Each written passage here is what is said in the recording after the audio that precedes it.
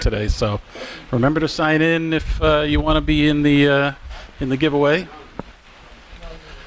Remember to give Mike or Randy $5 if you want to be in the raffle. Or you could do $1 if you're cheap. That's fine too. Anyway, all right. Well, welcome to the May meeting of the Florida West Coast Woodworkers Club. Is there anybody here that is new? I know we have at least one. Pat, you're not new. We got two? Who are my two hands? I know Mike I saw, and then somewhere else. So, Mike, if you don't mind, just introduce yourself, and if you don't mind, if you can, tell us what you like to do with woodworking, if anything. Hi, my name is Mike Besselman. I've been woodworking since I started retirement. So, I got a small shop in my garage. It's all covered in a fine coat of sawdust. I've made everything from a king-size bed to wooden coasters. Lately, I've been making projects for nieces and nephews because I don't sell it, but I just like to make stuff. Excellent. Thank you. Welcome. All right, Stephen, I'm sorry. I'm going to make you introduce yourself and just tell us what you like to do woodworking-wise. Just a brief. My name's Stephen Reddy. I just hobby woodworking. That's all. Excellent. Welcome. Thanks for coming. All right. Oops, sorry, Kevin.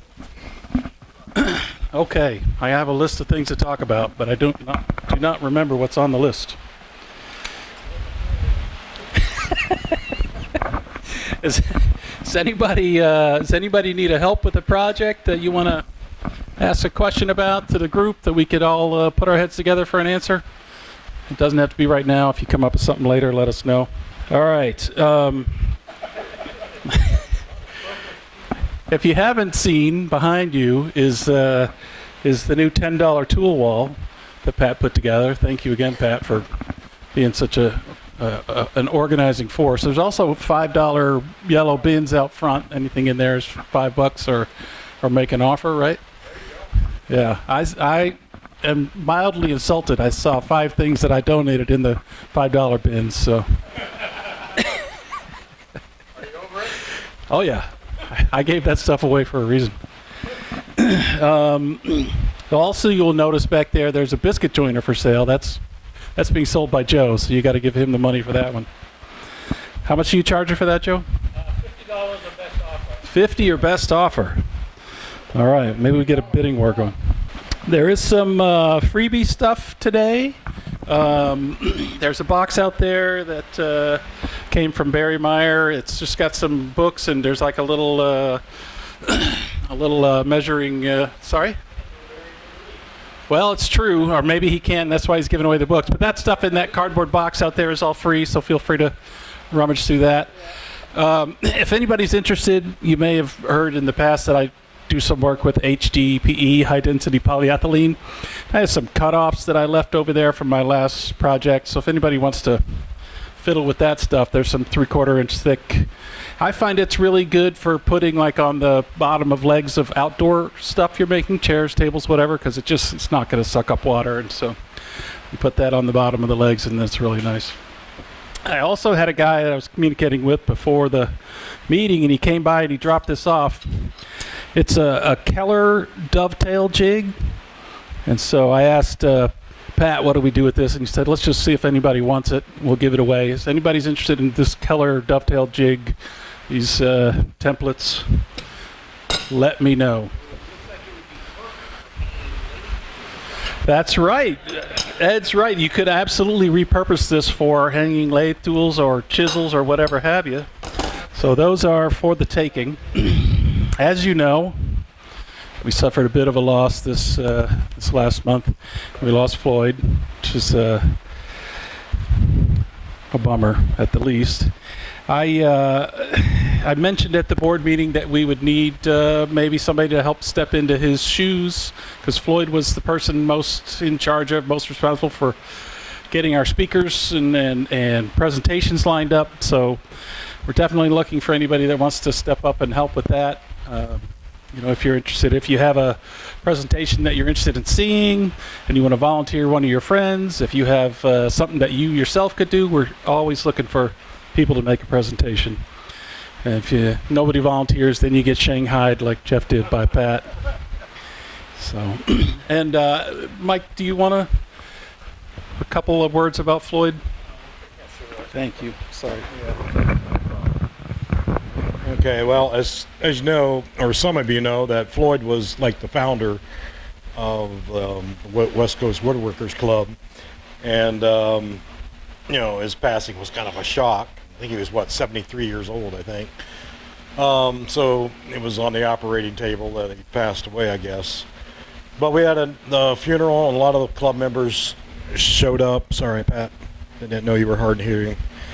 And so we had, like I said, quite a few club members show. So it was nice at the funeral. They showed all of Floyd's woodworking there at the church, and of course he's been a member of that church for a long time. So he did the big cross above the stage and did the podium, and the preacher said he did the table that was out in front. I mean, real nice woodworking stuff. Also built bookcases for the library in the church. So there was a lot of his woodworking there. His 2x4 project was there. I guess Karen brought a bunch of stuff.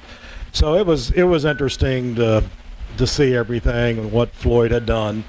So I'm going to miss aggravating my friend, because I sure did aggravate him a lot. So but even they had his 2x4 contest. At least he won the 2x4 contest this year, and I know we got a picture somewhere of that. But even though I called it a floor mat, he did win. So, but anyway, Floyd was a good guy, and we're going to miss him greatly. Thanks, Mike. Really appreciate that. Randy's got an announcement for a cause that he's working with, and also something else. A couple of things. Speaking of tool sales, Chuck Kolka has some tools he'd like to sell. Can he talk about them real quick?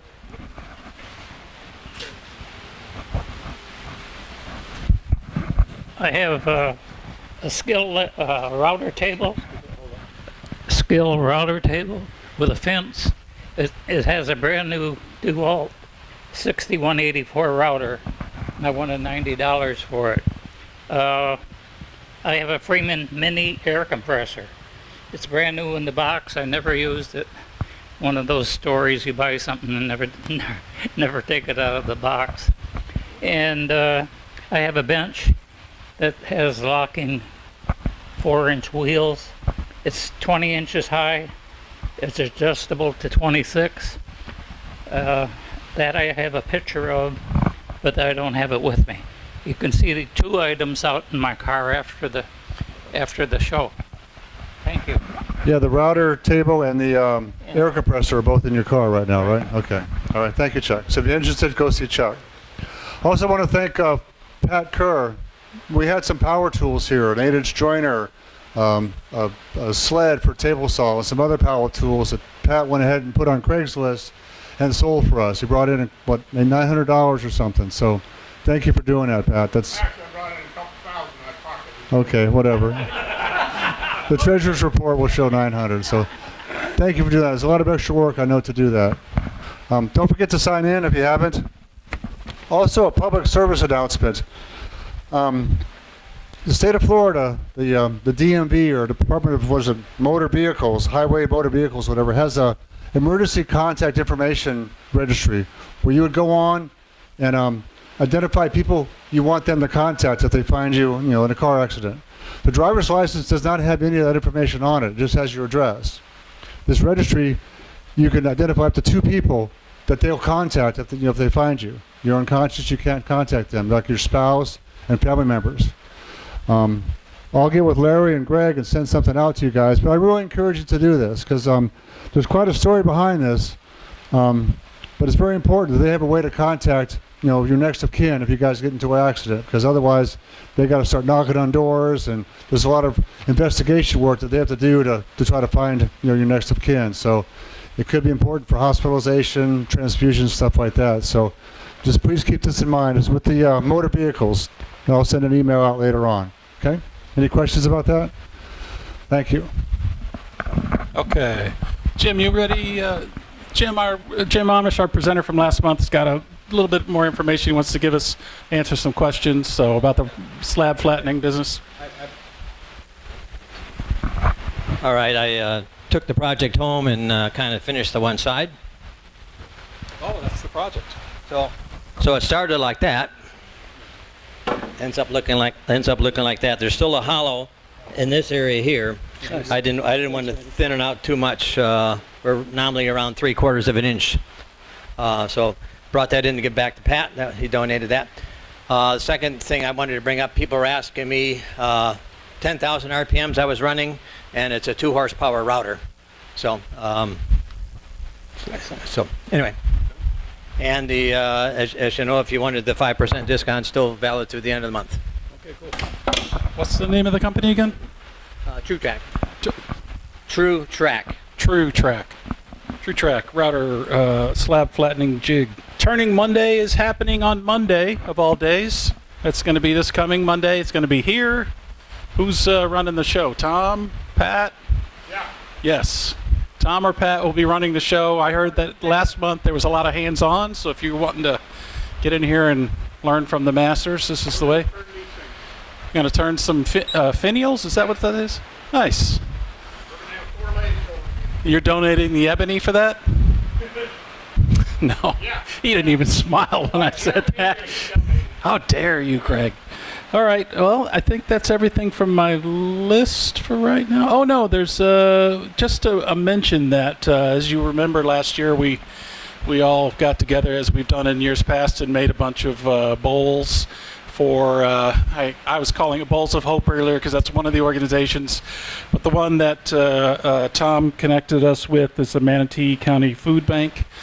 So just a reminder that if you want to start making some stuff for that, Tom's going to be checking on the due date on that, but we have time right now, so we might as well jump on it because it's always good karma to get some stuff in the bank to give to the food bank. So it's not just bowls, right, Tom? It's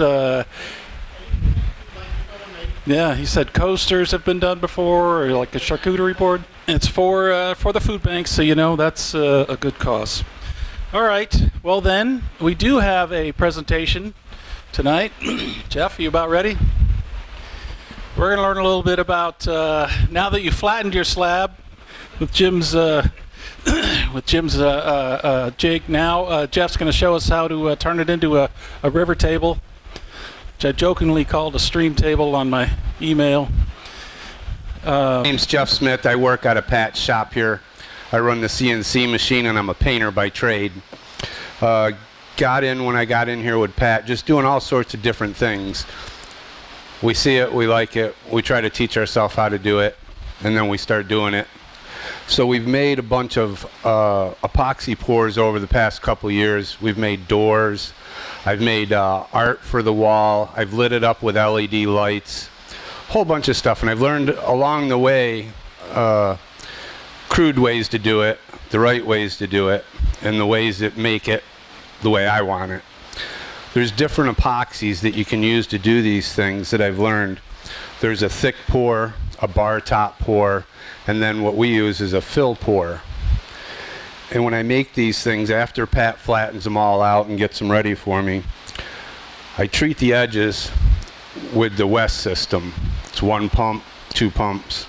Mix up a little cup like this, and I do all my rough edges on the inside. And I do that because air seeps out from there, gets into the epoxy, and then makes air bubbles. And when you're doing a solid color like I've made these tables here, it's not so important, just so long as they're not on top.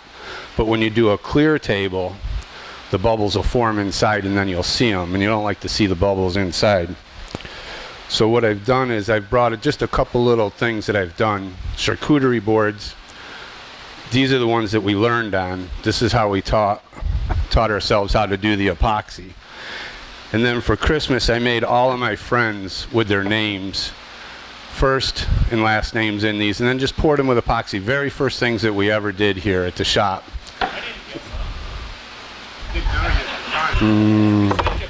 Yeah, Joe, you probably weren't in the list then. You're on the list now, so maybe this year.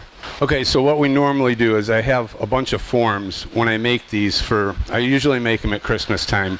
And then I take them and I put them in my CNC machine over there. And then I can route anything I want in them and then fill it again. Because then what I'll do is I'll go in and I'll put their names or something. I have friends who have businesses, so I'll put their logos or something in them, carve them in them, and then re-pour them again. Pat shoots them with a clear over the top, and then I give them away as presents during Christmas. It's pretty neat. It's a lot of fun. So what I've set up tonight, because it was in a rush, is this table we poured yesterday. This top here, we poured this super hot. That meant that I made a full batch of this, because the inside of this changes with the heat. So this pattern right here, as it got super hot and started to boil, this is the pattern it come up with. So then what we'll do is the next pour will be a clear pour right over the top of it to even it all out. Then we'll throw it through the sander, and then we'll cut it. We'll cut it like we did this table here. It won't be square. I try not to do too many square things outside of the charcuterie boards, just because I think they look better rounded. Any questions yet? Does anybody do any epoxy pour? Yeah, it says on the bottles. See, this one says a deep pour. Now the difference in these is these take a lot longer to cure up, and you can pour up to 1.5 inches with these, no problems whatsoever. These will set up in a matter of hours when you pour them that thick, because it gets super hot. The chemical reaction is hot. Normally you just use this to do the finish over the top. You pour a small thin layer over there, you dab it with a brush, and it'll even itself out. And then it'll just glaze and put a hard gloss over the top of it. These boards aren't done like that. These boards are just shot with a clear back in the paint booth. I'm not a big fan of that big shine on the top of the surface of the boards that I do. I like the older look. We put them in these molds here, then I just run a bead of caulk around them so we don't lose too much of the epoxy. The epoxies, this epoxy here will run you about $100 a set. This epoxy here is $150 a set. The deep pour is a lot more expensive and it takes a lot longer to cure, but you use the deep pour when you want to make a table like Pat will show you at Show and Tell. He made a real thick table and it's clear. It's got a lot of clear in it. The base was done with a black and then the rest was poured with a clear. I use tape. Pat uses wax. Pat waxes all of his boards. We have these white boards. If you wax them real good, that works well. And I use tape. But I use tape because the ones that I do, I superheat. I make like this. I heat them up and I use the thin pour, but I use it thick so that I can get these kind of patterns in it. Those patterns don't usually come out when you pour them like these. These are the patterns I normally get. No. If you go to the Danny, they show you how to tape it in whole ball wax. You do that, right, Marvin? They use all that tape. You know why they show you the tape? They sell tape. Okay? This board here is the board that thing popped off of. I double waxed this board. It came off so easy I did it myself. Car wax. Car wax, regular car wax. This was the other one, and when I popped it off, and it sat on there almost 6 months, I had a hole here and a hole there. That's all the damage there was to it. So the tape, you don't really need. I mean, you got the money, go get it. But he's going to have. You'll see the tape on the bottom. This, you just don't need it. Just packing tape. It's packing tape. There's the cost of this packing tape was probably 3 cents. I can't afford that. I'll go buy a $50 piece of it. Now this mixes up 50-50. I just mix it in a small cup, pour it into a bigger one, and then for color, we have packs. all these packs of colors. When we first started this, I just bought an assorted box, and I got about 50 different colors in here, and they're all a powder. And it doesn't take a lot of powder to change a color. These things all over here were done with probably about that much on the end of a popsicle stick to get the colors in these boards here.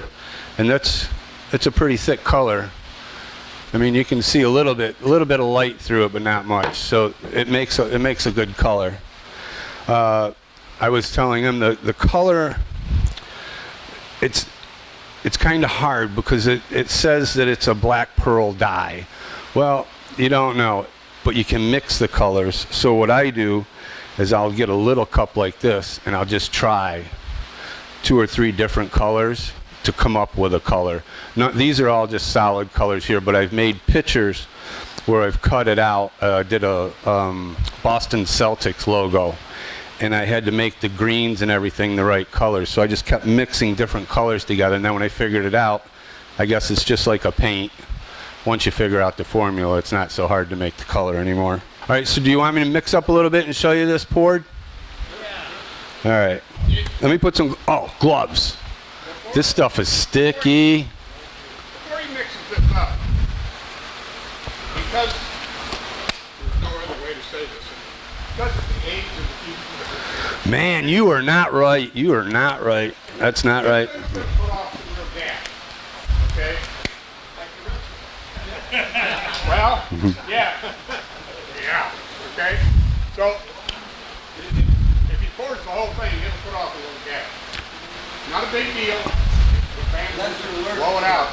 But if you're, you know, if you got a lung problem or something like that, you stand outside, and, you know, you want me to bring your chair?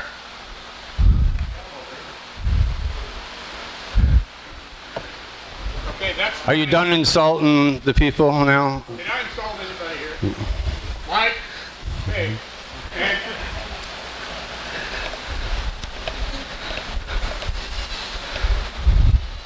that's exactly why I said so. I've watched no less than 200 videos on this. And every one of the people who are doing this on the YouTube channel were all about being precise with the measurements and they always set up different cups, and they'd put part A in one and part B in the other one, and then they'd mix it in there. And that's probably a good way, but I don't see a reason to waste another cup. It's all going in the same spot anyways. So I just use the same cup to measure everything out. Then I'll pour it in one big one and mix it together. And what I did is I just took 20 ounces of each one, mixed it together. You got 25 minutes to work with it.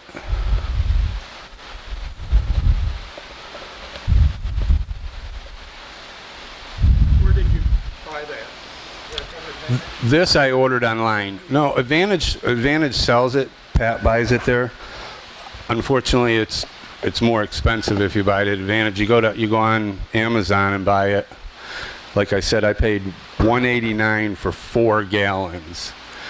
It's $1.50, and I don't. Is that a gallon and a half? A gallon and a half of that.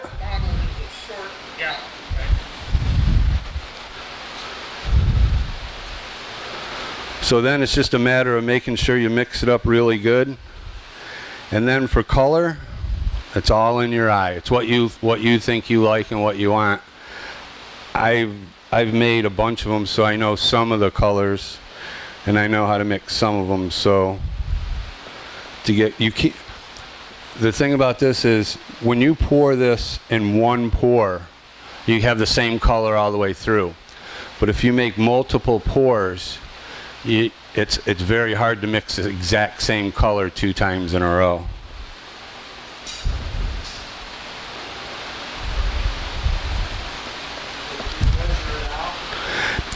It's powder, so I mean, how close can you measure powder? So it's really hard. What's that one for? Oh, okay. Density of color. Cool. Okay, we're gonna go back with some mahogany. And again, the way I just There's probably better ways. I use the old popsicle stick. I make one batch and I pour one whole table. It's always the same color. But I need some graphite and a darker color in there to mix it up.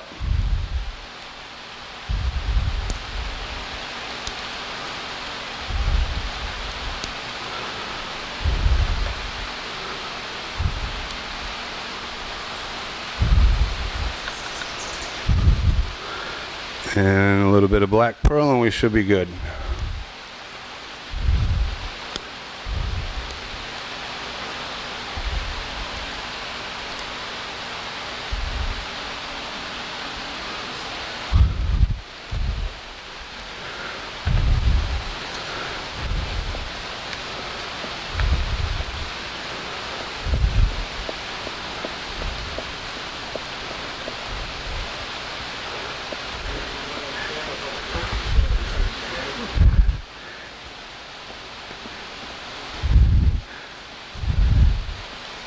Now as I mix this up, you got to mix it up really good. You can tell the color when you pull it out, just because it looks really dark in there. I don't know if you guys can see that or not. The color is actually almost still translucent. It's just real thick in the container because it's epoxy. Looking down through it, it thickens up as it goes. What's your working time? 25 minutes. Now the deep pour you got over an hour. The deep pour kicks really, really slow. When you start mixing, you got 25 minutes before you can't do anything else with it. But again, it only takes a couple minutes. It actually goes really, really fast. Unless you're dividing everything up using 4 cups, and that's it. It's all mixed up all the way through. Then I pick it up a little bit to try to bust some of the air bubbles as it pours in.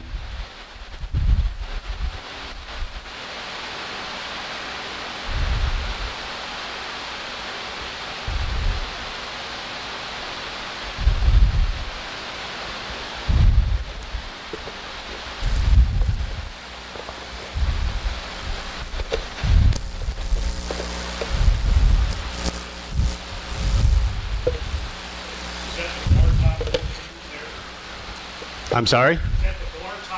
Yeah, this is just bar top. You're only supposed to no more than a 1/4 of an inch usually on this. This is made just to go over the top of the bar. But price-wise, if I was to do all the tops with that, it would be really, really expensive. And if they're not clear, if you don't need to see through the top and have a clear top, it looks like a waste to me to spend that kind of money for a product that you don't need. You won't see an air bubble through this because it's not translucent. So even if there was an air bubble trapped way down in the bottom, you'd never see it.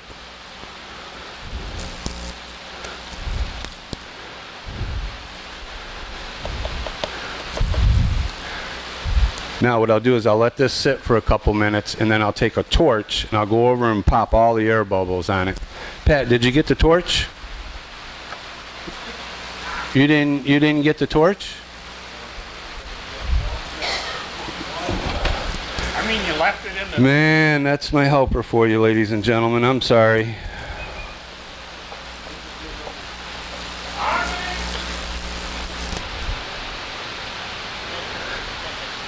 Each time you put the stick through there, it'll change that.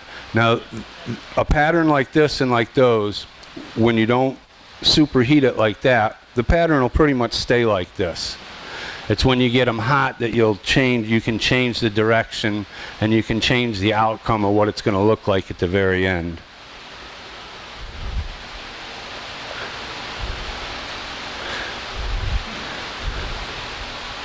And Mike from Advantage Lumber taught me that. He's actually the one that told me about going to the bar top for something that you can't see through to save money, because when I was up there looking at what they were doing, it was quite expensive to do a big top, and we did a big door, 7-foot door, with a river through the middle of it for Pat's grandkids.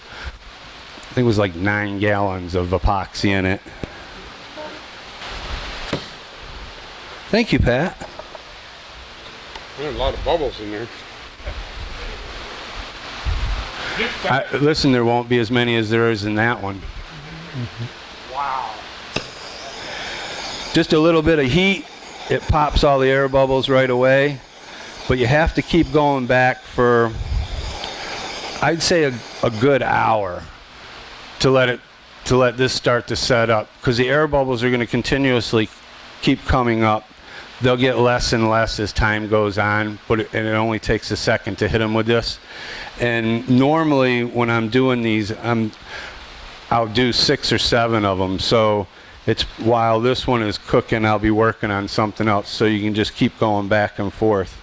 But you see the patterns in there, and it's so neat because you can just go right through it and change it right away. Take the torch, pop the bubbles. You can fisheye it. There's a bunch of stuff you can do. You can take, I don't have any here, but you can take denatured alcohol after it starts to harden and just get a little drop, and it'll put a fisheye in there. So if you want some fish eyes in there, a whole bunch of different things you can do to make different patterns in it. Any other questions? Is anybody going to do this? The wood is what, about 1.5 inches thick? Yes. So you put about a 1/4 inch, half inch? Yeah, right around. Yeah, right around. About probably 3/8 this time. Only because normally I would just bake this. I would fill it right up like I did this one. The problem with that is I can't have that gas in here with everybody, and I am so afraid that it would off-gas too bad for everybody, because it does. It really smells. It's a strong odor when it starts to burn, because like I said, this gets super hot. You can't even touch this when I do it that thick. The deep pour doesn't get hot like that, but this will. It'll get extremely hot. Not hot enough to start a fire, but hot enough so when it off-gases, it's pretty brutal. We have a paint booth with a very strong fan in it, so it's pretty easy for us to do these. We usually do these out there. I can set them up and I can pour 5 or 6 of them and they can off-gas and it just gets sucked right out immediately, so there's no problems with it. Again, in here, even with a fan, I'd be afraid. At the break, when we have a break, you can come by, don't touch it, but just put your hand over the top of it, and you'll feel the heat radiate off of this, and this is only like 3/8 thick. So you can imagine how hot it would get if I poured it the whole 1.25 inch thick. These here are all 3/4, so these don't heat up like that when I do these. These are all right. I can pour these in one pour. It's a small, it's a small river, so it doesn't heat up as much as the bigger ones do.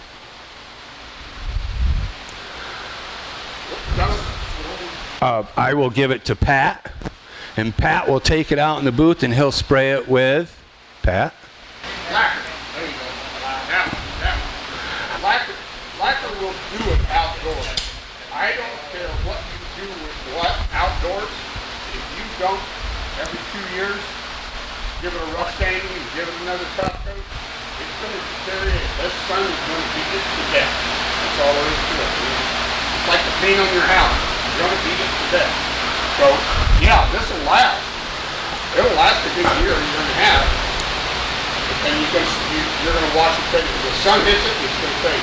I do mine every year. I've made a sign out of rosewood. Pat gave me a piece of rosewood, probably a 6-foot piece.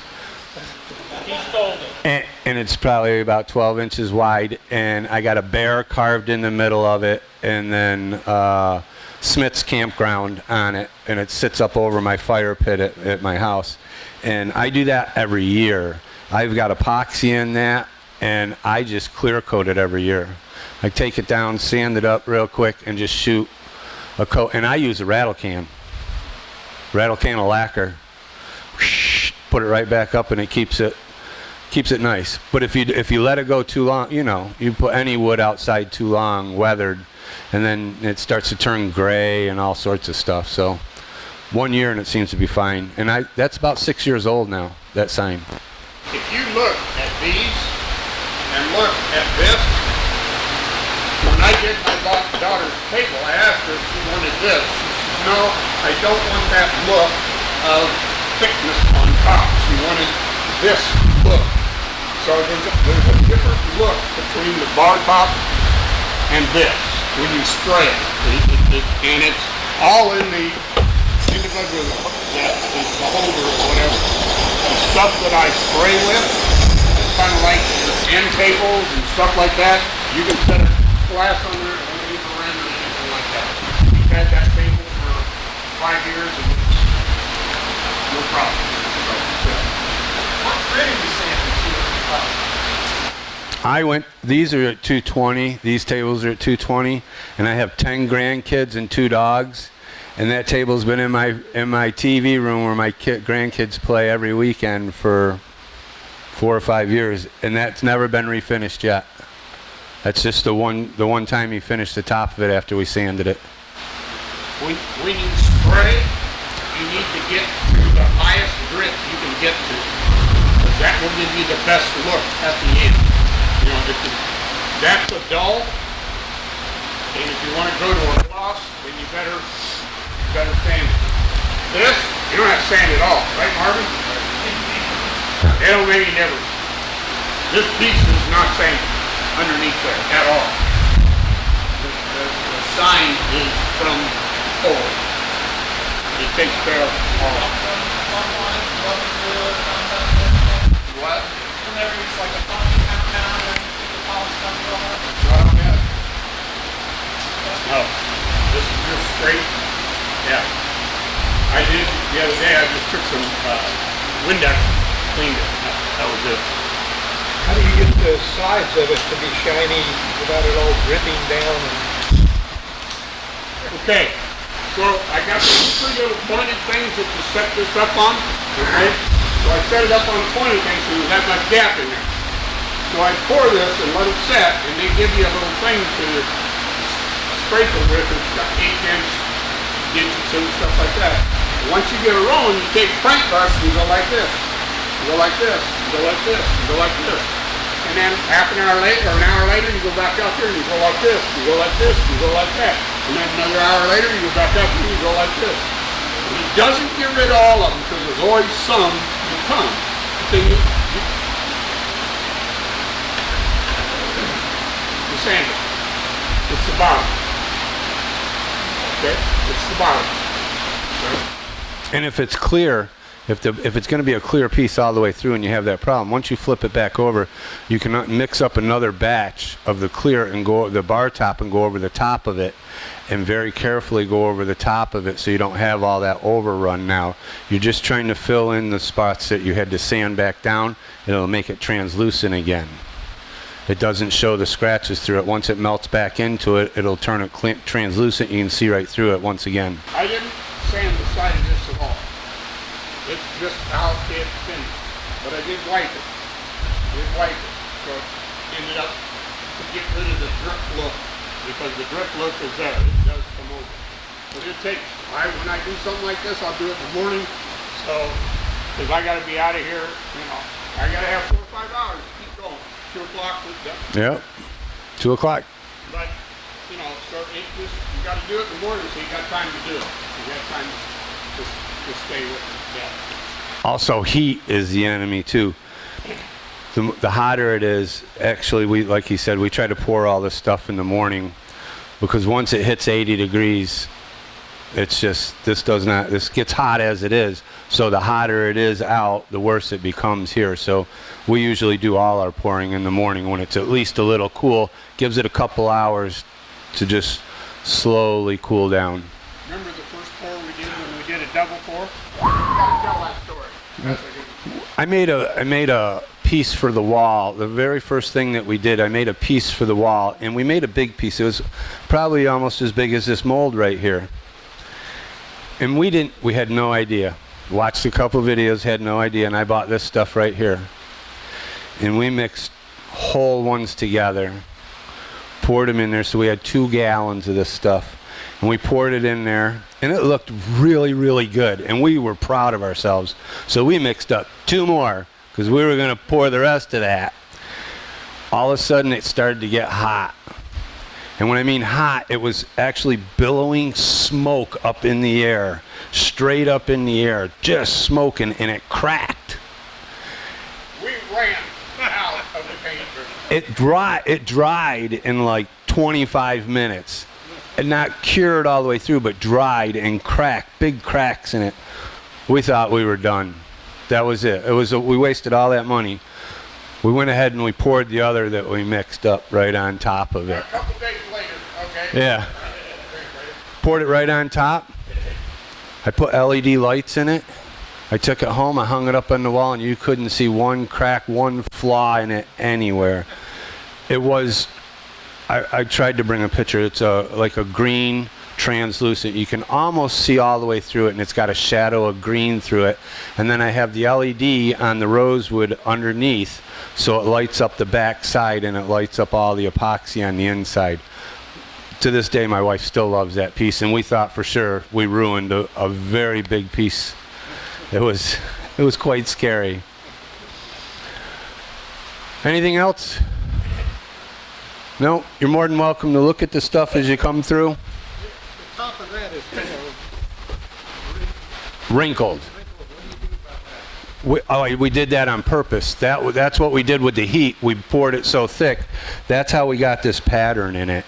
So now what we'll do is he'll mix up just some clear, and he'll just pour clear over the top of it, all on these edges here.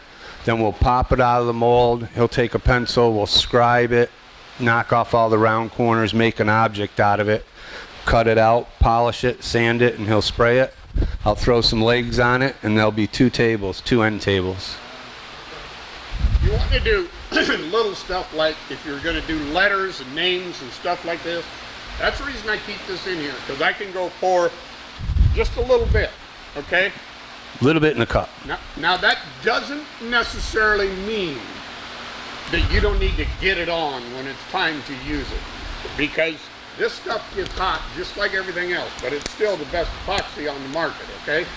And they use it in marine. That's what they use boats for.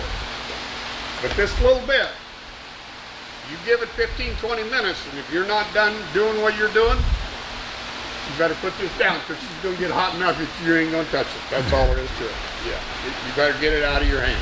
Yeah, but this stuff is great for little things, and I just go a pump here and a pump there, and it's done.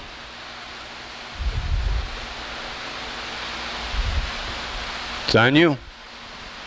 All good. No other questions? Excellent. Thank you, Jeff. You're welcome. That was really good. All right, don't forget, don't touch the actual epoxy when you come to check this thing out, but yeah, you can feel the heat. Let's take a 10 or 15 minute break. Don't forget to sign in if you haven't signed in. Don't forget there's some free stuff out front, and there's some snacks and water in the back. I don't want anybody passing out from the heat because Pat hasn't put AC in yet. So.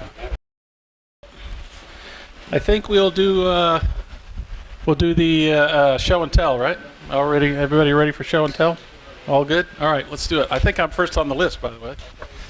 Yes, you are. Firstest. Woohoo! With your, yeah. With my what? With my what? So, I made this cross. I make a bunch of these. Just made it out of basically construction lumber. And I get that figure in there because I buy like a 2x10, and then if you get one that has like the pith going right down the middle of it, you cut that out, and then you get what basically is a quarter sawn lumber out of it. So gives it a kind of a nicer look on the edge. So the challenge with this thing is the glue up, obviously. So I glue it up in pieces. I glue up the inside corners first, and once I have those glued up, then I'll put it all together and glue up the outside. Just basically a lot of blue tape to clamp it together. I did splines on the inside for the first time in this last batch that I made, and was still considering doing splines on the outside, but I sell these on Etsy. This is like my #1 selling product on Etsy. I just throw it up there and they get snapped up pretty quickly, so I don't even finish it. I sell it as unfinished, ready for paint, because finishing just takes longer than anything else. So yeah, it's just relatively easy to make, and people seem to like them, so I keep making them. I'm not saying a word. He's not saying. I'm not the most Christian person in the room, but I'm making these crosses because people like them. They buy them. So all good. All right, who's next? Bill Clark.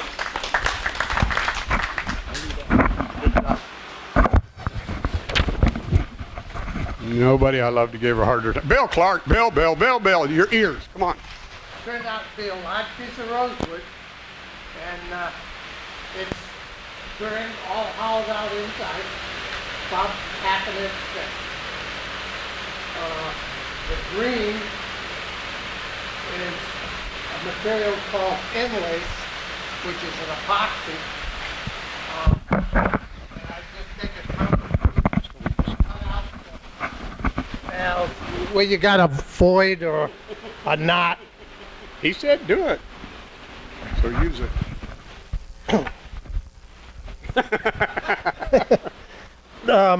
You got to kind of cut out the sapwood because the epoxy won't stick to sap. So you got to kind of get rid of that and get back into a solid piece of the wood. The top is just a painted piece. It was a practice piece for a finial.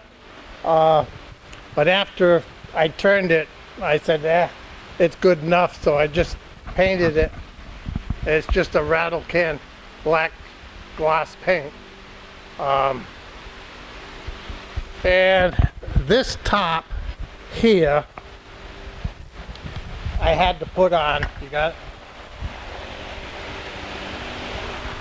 I was going to put this on it, but after putting it on, it just didn't look right. It was too tall, maybe too much transition and different kinds of wood. So I put the rosewood on it. Now I've got two of these that I'm trying to decide what to do with. Maybe next year when I come back, I'll have something done with these two. The foot on it is a piece of black palm. I'm sorry, Black palm. Not wigger? Not wigger? No, black palm. All right.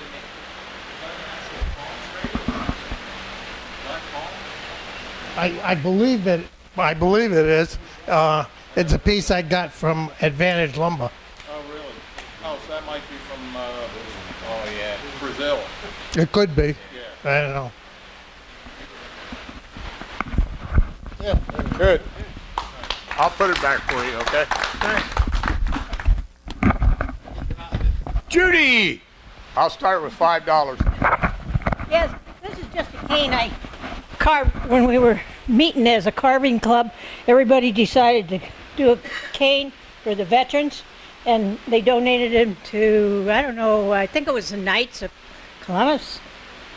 And I gave mine to my brother, and he didn't have it very long, and he passed away, so I was going to send it to my other brother up north, and 2 months later he was gone, so I'm ended up with it, and I got one nephew yet that was in the service that I could give it to, so he's only in his 50s, so he might get it. So, that's it. Thank you. Very good. Jim. So with a name like Amish, they mispronounce it Amish other places. I didn't use it. I used your first name. Oh, yeah, well, I know. So the Amish people, of course, like to make Pennsylvania Dutch hex signs, but those are six-sided.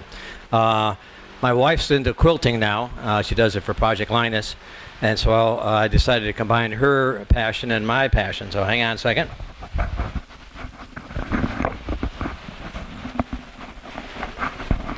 So this is a barn quilt. Okay, 2 foot by 2 foot. So I decided to make a series of barn quilts from my brothers and sisters and relatives. So this is for my sister in Fort Myers. She raises monarchs, creates monarchs and stuff like that. So I have a nearby neighbor that does laser carving, lasing, etching. So he cut out the 4 phases of that. And then I was going to ask Floyd how to do the staining that he did, but of course that didn't work out, so I painted it. Too long, didn't it? Yeah, well, yeah, I guess. Well, yeah. But anyway, so I ended up painting it, but that was off an image I saw. They used to call it a barn quilt and stuff like that, so I've got to do a little finish work on it and hand it over to them, and then there'll be some more in the future.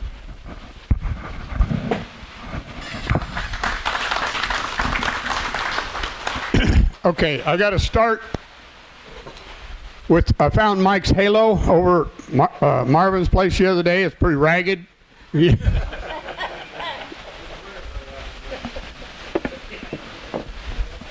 Okay, I got a couple of projects here. You want to plug me in? Plug me in. I came up with this idea the other day. I got some frames.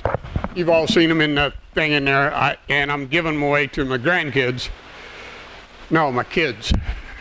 Grandkids got to get them from my kids, okay? So my son didn't have a place to put anything, so I kind of made this little thing up and put a light in it, and it's just kind of ooh, and I put a glass on front of it, and I made it so I could take the glass and I could slide it all the way in here and just drop it off. Then you all kind of looked at this thing, and it's for him too. It's a nightstand top, and I made a lot of mistakes doing it, but I learned a lot, okay? And that's my way of doing things, okay? If you can't screw it up, you can't learn, okay? All right? So then I turned this, and I thought, oh, that's pretty cool. And that's the only reason I turned it. I just wanted to. I had a piece of wood that long, so I stuck it in there, and I said, let's make it out of that. Then I made another one that's about 2 or 3 inches longer than this one. Actually, it was 14 inches long, and I put a ring in the center of them in here. And oh, that's cool too. So then I started another one. And we're going to do finials in the turning thing, and when you do finials, the way you go at it is you come from this way, and you come from this way, and you come from this way. But if you try and go this way and come uphill, that's exactly what you get right there. It's exactly what you get. And it ends up on a floor someplace. So that's cool. That's fine. The halo was the best, though. All right, anybody else? No, nobody's on the list. All yours. All right, why don't we do the giveaway stuff? We got some good stuff. I wish everybody luck, but not as much luck as I'm wishing myself.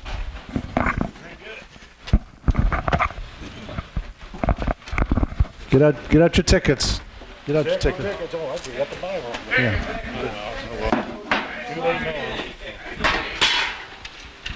So you get to.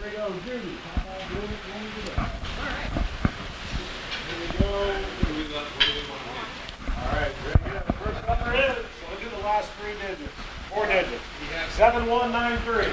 7193. 7193. 7193. Anybody? I didn't even know I could read it.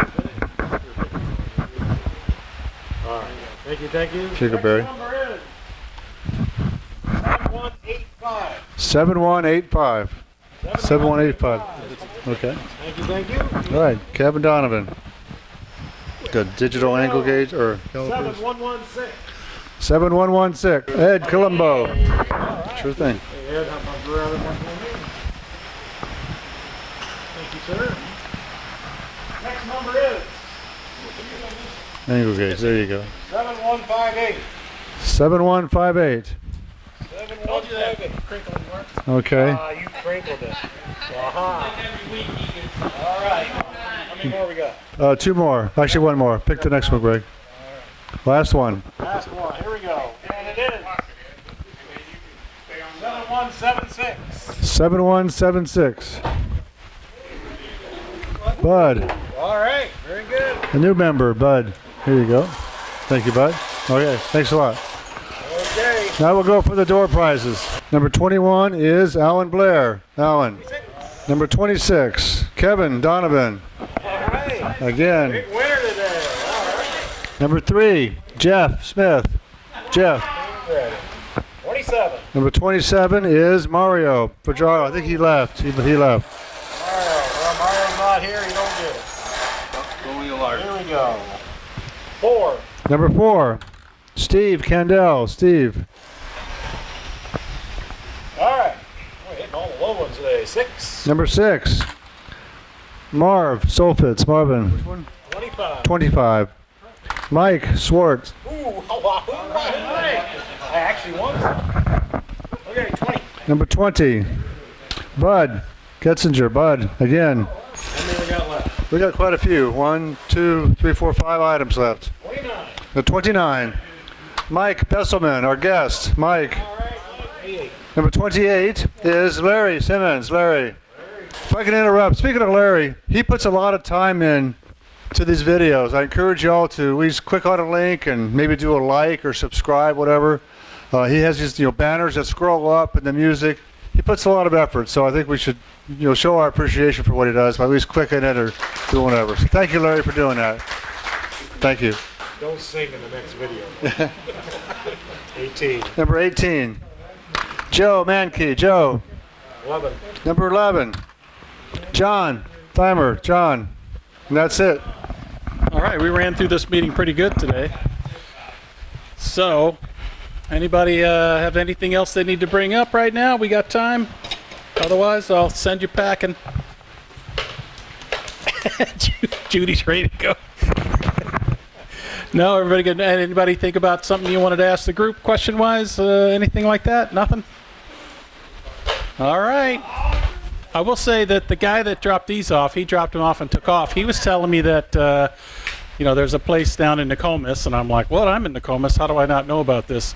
There's a place on 41 just north of the Tervis store, if you know where that is. He said it's on the west side of the street. They basically sell slabs in there. He said he got like a 6 foot by 12 inches wide slab of cedar or something for $40, and I'm like, that sounds like a pretty good price. So I'm gonna go in there tomorrow, maybe, or the next day, and I'll check it out and I'll report back if their prices are excellent. And I'll let you guys know. But, all right, anything else? Anybody else? Nothing? All right, we'll take the help for cleanup if you want to give it. Otherwise, we'll see you next month. Thanks for coming.